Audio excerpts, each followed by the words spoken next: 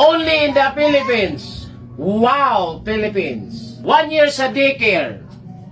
1 year sa kinder. 6 years sa elementary. Wow. 4 years sa high school. Wow.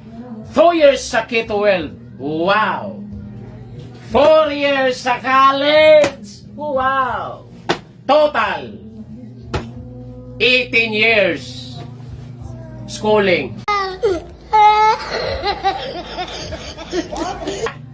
Pag-apply ng trabaho, pagkatapos mag-aral.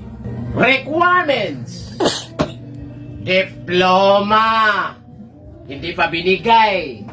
TOR. Hindi pa rin binigay kasi may utang sa school. Resume, biodata lang yung dala, hindi pa tanggap. Barangay clearance. Police clearance. NBI clearance. Hit pa. Birth certificate, hindi tumanggap ng local. Valid ID, nako, samot. Hindi pa dumating. Medical certificate. Drug test, SSS number. PhilHealth number. Pag-ibig number. BIR number. Aming pang number. With work experience. Kakagraduate pa nga lang with work experience. Tapos may pahabol pa. With pleasing personality. Naku, paano pagpangit ka. Hindi naman tayo Piolo Pascual. Sweldo.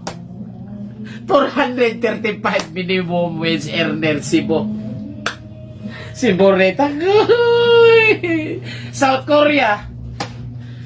South Korea, walang schooling. Pass lang ka sa exam, kahit grade 1, kahit walang grado, basta maipasa mo yung exam, sahod mo, 80,000 hanggang 150,000. Anong pipiliin mo? South Korea, Philippines.